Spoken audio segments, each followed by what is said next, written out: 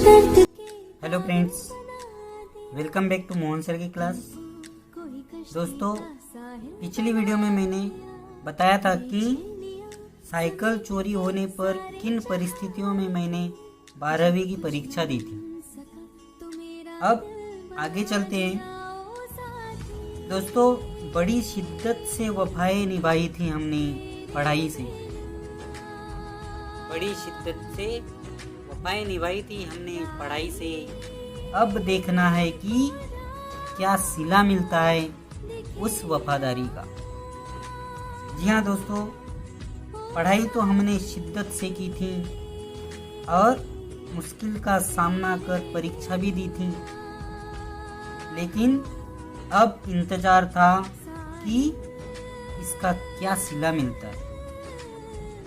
अब मुझे रिजल्ट का इंतजार था, लेकिन रिजल्ट को अभी समय था, इसीलिए इस बार भी मैं हमेशा की तरह दलदली यानी जंगल में पत्ते तोड़ने चला गया और हमेशा की तरह वहीं रहकर पत्ते तोड़ने लगा।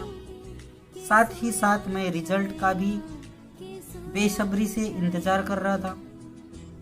शुरुआत में तो ठीक था, मगर जैसे जैसे रिजल्ट का समय करीब आ रहा था, वैसे वैसे मेरी बेसब्री भी बढ़ती जा रही थी और मेरे सब्र का बांध भी टूटता जा रहा था।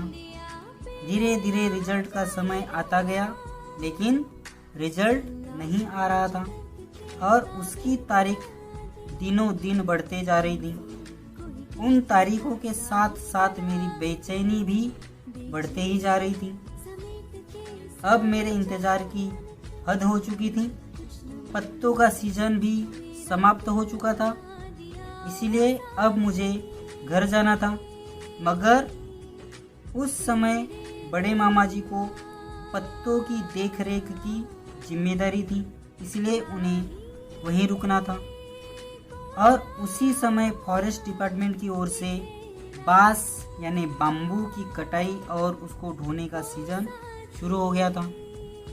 तब बड़े मामा जी ने मुझसे कहा कि घर जाकर भी कुछ काम नहीं है, इसलिए यहीं रहकर छोटू के साथ दोनों भाई बैलगाड़ी से बांस ढोने का काम करो।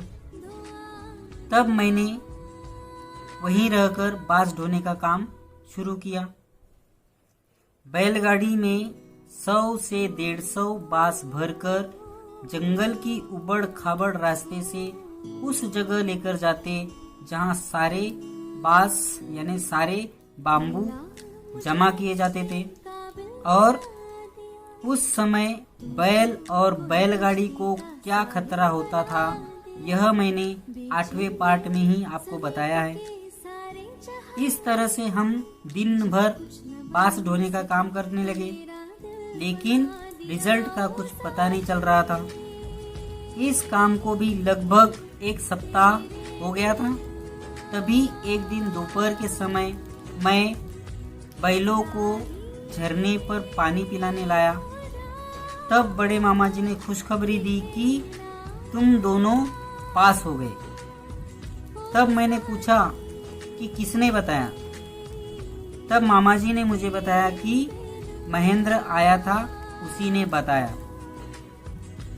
जब मैंने पूछा कि परसेंटेज कितना आया, तब उन्होंने कहा कि यह तो महेंद्र ने नहीं बताया। तब मेरी खुशी आधे में ही अटक गई, क्योंकि पास हो जाऊंगा यह तो मुझे पता था, मगर मुझे परसेंटेज के बारे में जानना था। मैंने तुरंत बैलों को पानी पिलाया और जाकर छोटू को भी इस बारे में बताया। वह भी खुश हुआ। इस बार भी मेरी हालत बिल्कुल वैसी थी जैसे 10वीं के रिजल्ट के समय थी। परसेंटेज जानने के लिए मैं बेचैन था। दूसरे दिन हमसे रहा नहीं गया और हम दोनों घर आ गए। मेरा इंग्लिश का पेपर खराब होने की वजह से मुझे थोड़ा डर लग रहा था। घर आने के बाद देखा तो मेरे बड़े भाई घर आए हुए थे और उन्होंने ही बताया कि तेरा 64 यानी 64% आया हुआ है और कॉलेज में तेरा तीसरा नंबर आया है। यह खबर सुनकर मुझे बहुत खुशी हुई। बाद में भाई ने यह भी बताया कि हेतु भैया के साथ मिलकर हमने डीएड का फॉर्म भी भर दिया है। हेतु भैया मेरे छोटे मामा जी के बड़े बेटे हैं और वे अभी मुंबई बीएमसी में टीचर है। मैं बचपन से ही उन्हें अपना आदर्श मानते आ रहा हूँ और आज भी मैं उनको बहुत मानता हूँ। तो दोस्तों, अभी तक तो मुझे खुशखबरी ही मिल रही थी, मगर अब एक दुख भरी खबर यह थी कि जिस पेपर की वजह से मुझे डर लग रहा था उसने सचमुच ही मुझे निराश कर दिया था। जी हाँ दोस्तों, इंग्लिश में मुझे सिर्फ 49 यानी 49 मार्क मिले थे। तो इस तरह से मेरे 12वीं का सस्पेंस था और इस तरह से मेरा इंतजार समाप्त हुआ। जाते जाते महाराष्ट्र के बाहर के जो दोस्त हैं उन्हें मैं बता दूं कि डीएड यानी टीचर का कोर्स होता है, डिप्लोमा इन एजुकेशन।